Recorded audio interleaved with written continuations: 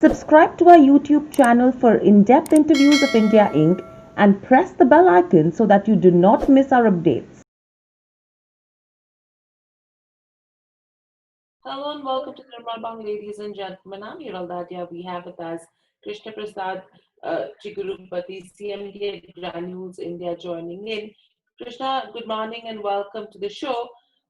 Overall, if you go to see, everyone has been talking about the negative impact that COVID has had with regards to businesses, with regards to different economies.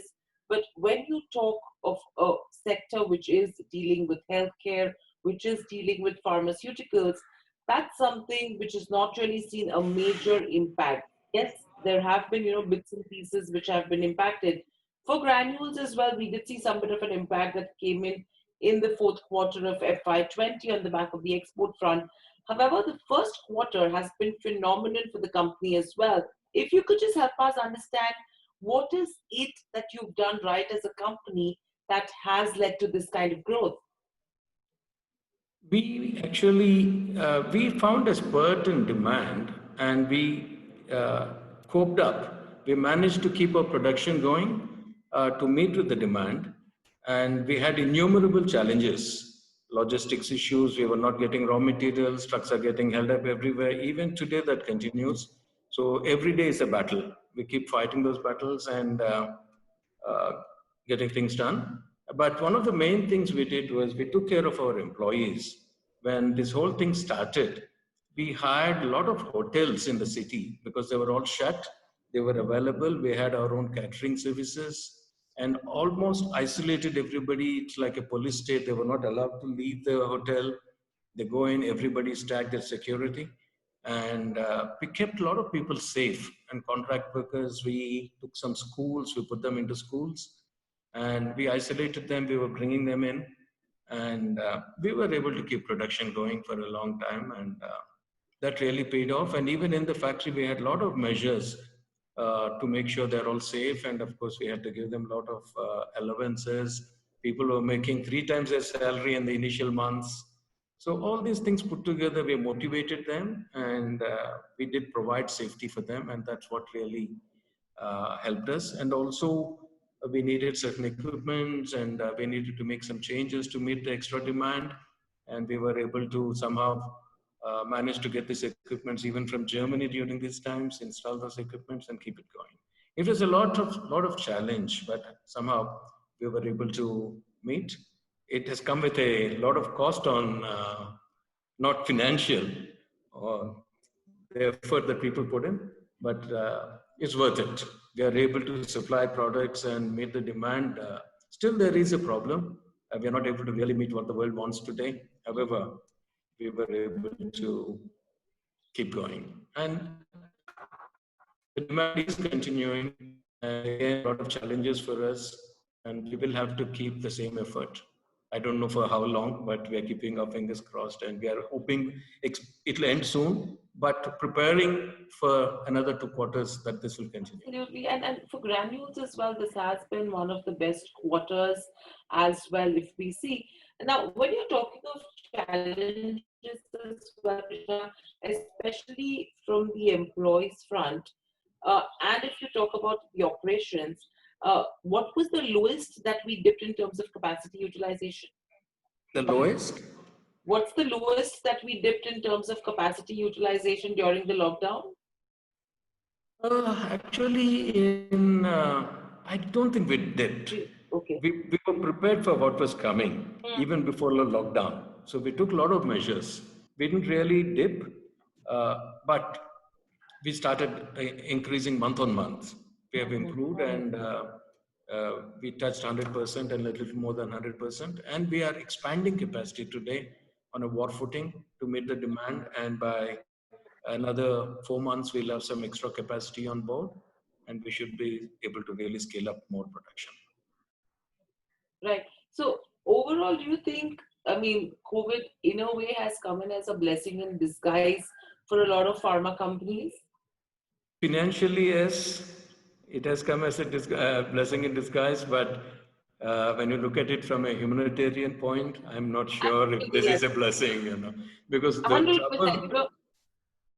the trouble the workers are going through, we are all going through. The tension is sometimes we feel, is it worth it? So I'm sure because this is a similar situation we face when we talk to hospitals as well. When we talk about whether your patients are increasing, decreasing, it's a very different conversation that you'll end up having, and that's what goes on with pharma names as well. So overall, the kind of growth, Krishna, that we've seen in the first quarter, is that something that we could pick up as a run rate for the remainder of the year, taking the demand situation into consideration? I think that could be the baseline. But as of today, if Mm. things don't worsen further, and if they continue to be as it is at this worst state, I think we will do better quarter on quarter. Better, that's the base. Right. So, and if we take this as a base as well, another aspect right now is with regards to what everyone is looking at is on the API front, because majority of the APIs in the country have been imported from China. Now the conversations have been that we need to again become self-sufficient, and India was at one point in time pretty much self-sufficient on the API front, right? So if we have to get back on the self-sufficient side on the API front, do you think that's something which Granules India will actually gain out of? And is that a possibility? Because even the government has given out a lot of plans and outlays on the API front over the next 5 to 7 years. The government move was welcome, and at least we are glad that they have realized the importance of having self-sufficiency. But I think it's going to take longer than 5 to 6 years, even with incentives. Incentives are a little plus, but basically, the model itself has to make commercial sense. Chinese Okay. manufacturers are really capable of going down on prices even by 20% or 25%, 30%. So, what gives an advantage? It's not that just the government incentives of 10% incentive or maybe 20% for some other products.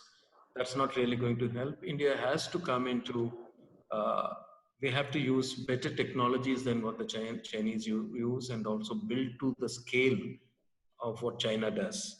And this needs a lot of capex everywhere.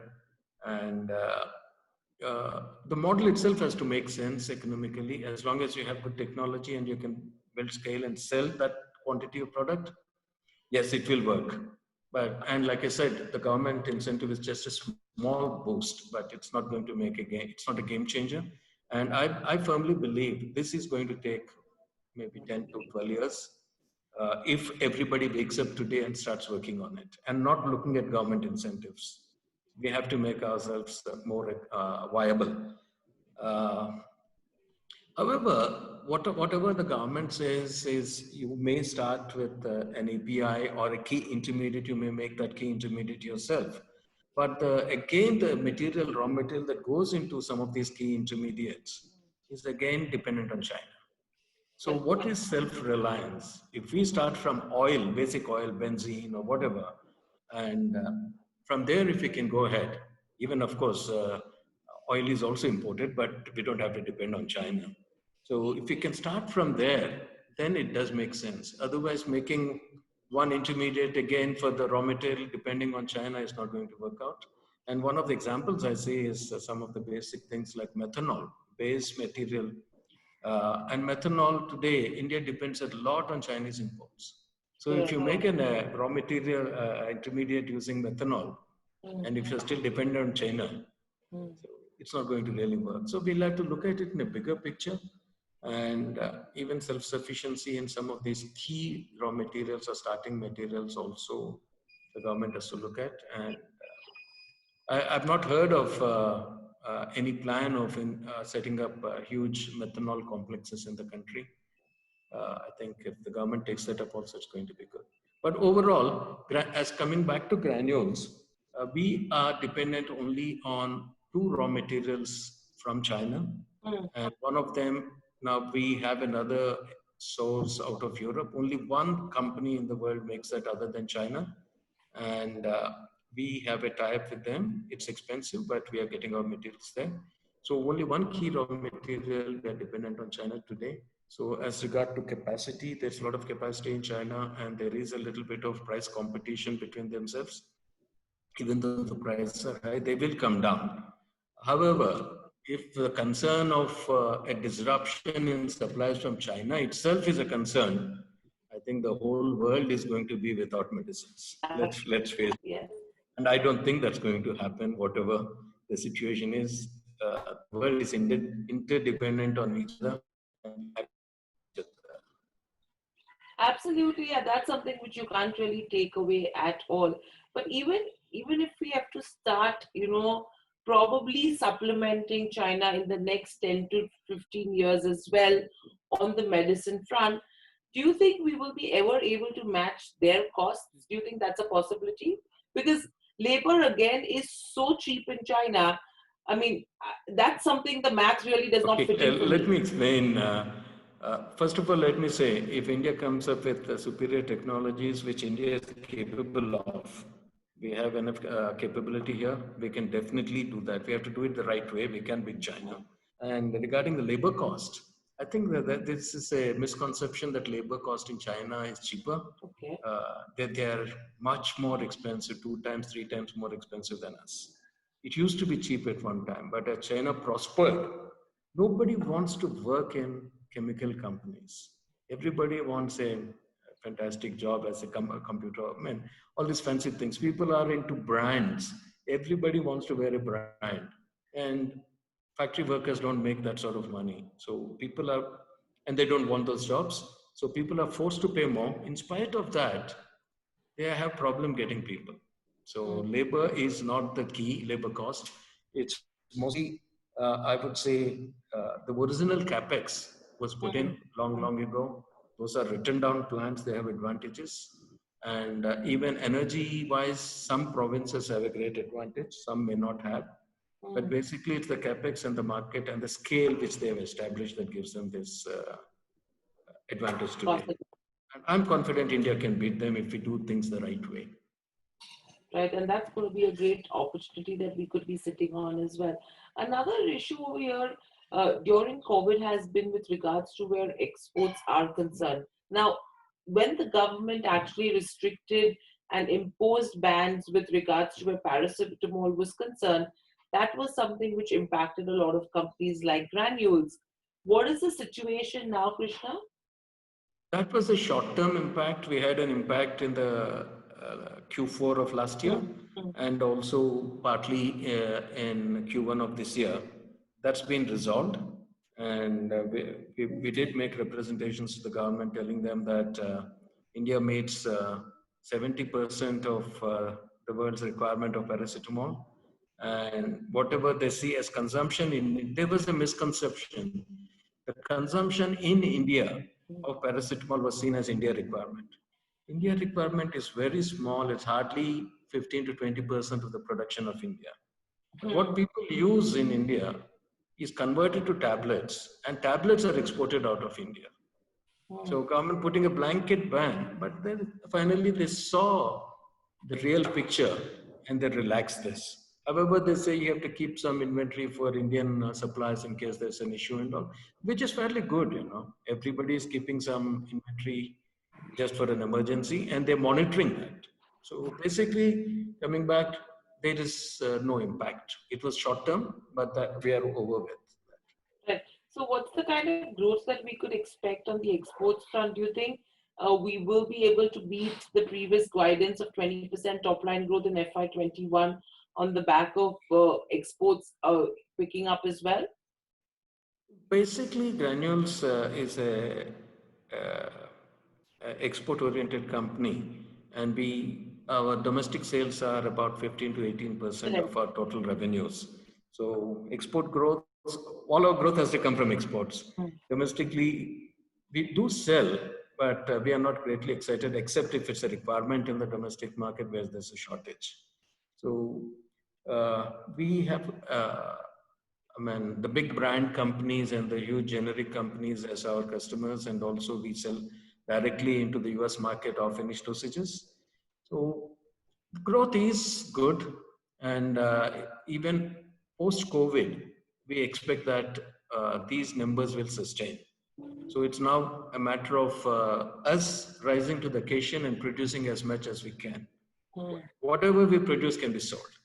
So now it all depends on the current logistics situations and other stuff. But we are building capacity, and we think that uh, bottom line, top line, we stopped talking about it, but I can definitely say bottom line, which you were talking of 25% growth. I can see it going well past 30, maybe even past 35%. That's going to be fantastic. And in terms of, the export markets as well, Krishna, as we know, North America is something where Granules has major presence. Majority of the revenue comes in from the North American markets. If you have to look at the logistics right now, because supply chain has been a concern, not only on the domestic front, even on the export front as well. What is the sense are you picking up? How smooth is it? Or how much is the disruption yet for us to yet get to that 100% supply chain where operations will not be disrupted? It's going to take a long time. Actually, shipping lines, they have to come in with cargo here into India and take back cargo. If there's no cargo into India, then no shipping line is going to be economical. And that's the current situation today. Shipping lines have cut sailings to India by almost 50% today. And of course, the export cargo also had reduced, but the frequency has gone down and we are facing delays. And the issues with customs and other things have been sorted out. It's not as bad as it was a few months ago. However, there are still issues, and I believe that online filing of documents and all is settling down, and things should go normal. But for the shipping lines to get to their frequency of sailings like in the past, I think it's going to take at least the whole economy has to recover. It's just not pharma and some parts of the economy, and that's going to take at least another, I think, by the end till the end of this year at least, or past the year. Right. So with all of this now, if you have to look at FY21, what is the kind of R&D spends that we are looking at? Because the kind of growth that we are envisaging is also good. So in terms of R&D spends, in terms of marketing spends, are we expecting an uptick to come in? R&D spend, we have budgeted 150 crores for this year, and I think we will stick to that. Or maybe we may even come down a bit because just to reduce the footprint, the one department we can slow down and ask people not to come is R&D. Quality people we need, operations people we need. So it may come down a bit. However, 150 is what we expect. And uh, and R&D also, what we have done is we have changed a little, changed track a bit. We started focusing on very few products, very high volume products. Okay, at one time we had our US operations, we started operations, we wanted to have a basket of products so that we are in the front end, and with the basket it becomes attractive for customers to buy from us. So we did file a lot of ANDAs, and some are approved and some are in the process of getting approved. So we'll have that basket. So from now on, it's all going to be high volume, high margin products. So we want to limit our filings to three or four in the US, and also extend all our existing filings into Europe, South Africa, Canada, Australia, and other places where the economies of scale can again come in. The same product we make for US will be made for other countries also. It's only the packaging difference. So these extensions of may not cost a lot. So 150 is something we think will maintain this year and going forward into next year also. And Right. there was another question. Sorry, I just slipped my mind. No, Marketing spend. yeah, Marketing. Okay. Uh, Marketing, actually sales, logistics, cost, and also people hitting the consumers and all. Now, actually, people don't travel that much, so travel costs will come down, but freight costs have gone up. So there could be the increase in sales marketing expenses, but I think these are something that can easily be recovered. We have understandings with our customers and they can be recovered. So that won't hit our definitely the bottom line. Bottom line, right. And with regards to CapEx as well, as you said that you have been increasing capacity right now on a war footing, do you think the CapEx guidance that we had for FY21, we could surpass that? So in the recent investor call, we mentioned the 350 to 400 crores. I think this year will not cross that. And next year also will be possibly a little less than that. Because some of the capex we have started, we have short-term capex which will yield in 3 months, something which will yield in 6 months, and something which will yield in 18 months. So even that we have started. So this capex for the big block, which we are building a major expansion, is going to be spread over this year and next year. So between this year and next year, we see a maximum of about 700 crores of capex. And we don't see any issue meeting that capex from our internal accruals. We have decent cash flows, and we would have some cash left, some surplus cash after the capex is done. And debt will keep going down by the normal repayment. And that is long-term debt is hardly 450 crores, and the rest is working capital. So working capital debt won't come down, but long-term will keep going down as every month, every year we repay some amount. Right. And then with this, if you talk about the inventory perspective on the finished goods side as well, the inventory did increase from the fourth quarter to the first quarter. And I assume it was due to the supply chain issues. And that's one of the reasons where you are seeing that extra inventory. But do you think, is that a concern, or will we come back to normal in the next couple of months? I don't think we'll come back to normal in the next couple of months. At least it's going to take 2 quarters. Okay. But hopefully, we may not increase inventory too much, a little bit maybe, compared to end of Q1. But going back to Q4 levels, I don't foresee happening. Sales are also going up. As sales go up, inventories also go up. So I don't see us going back to those levels. And it's not healthy to be at those levels, especially in this situation where logistics are an issue. It's better to keep as much inventory as possible. Short term, it may hit us on cash front. However, long run, it's going to help us out, and there's a better advantage. Right. And with this, in terms of product approvals, ANDA approvals and dossiers, how many are we looking to file in the current year, and any approvals that we're expecting which could be add-on to the top line? Yes, this year we expect to file about 8 to 9 ANDAs and dossiers put together. And approvals, we have already got about 4 to 5 approvals in this, 4 approvals in the current fiscal year. And we expect another 4, out of which at least 2 will be some products which can be game changers. So one product definitely we will launch maybe the next month or September, and that will really add to the top line this year itself, and bottom line too. More bottom line than top line. And the other one product I was talking about could be launched sometime in I would say December out of India, but by the time it reaches US and all, maybe we'll have 2 months sale in the last quarter. And it's a good start, a good beginning for the start of the next year. And we are taking advantage of whatever approvals we have got. But again, launches of some products which we don't see tremendous margins, we are holding them back because we're using our capacity for existing products to meet the current demand. So launches will be delayed, but 1 or 2 good products we will definitely launch on time. Right. And does this also include the 2 GPI, 2 of the GPI products which have been launched already?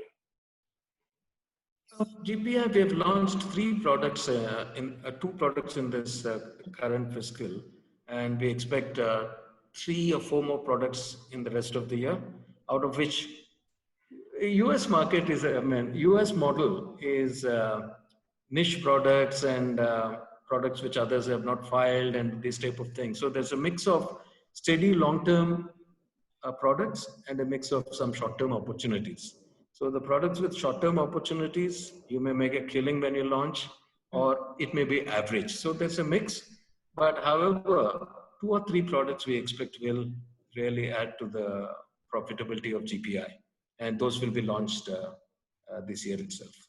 Right. And very lastly, Krishna, right now, if you have to look at the sector as a whole, along with the current situation, what is it that is needed from the government's side for the sector that will help us make the maximum out of this opportunity that has emerged as a blessing in disguise, though it's an unfortunate situation. But as a country, as an economy, if we have to make the most out of it, what is it that needs to be done, on the reforms front, on the government side for the sector, according to you?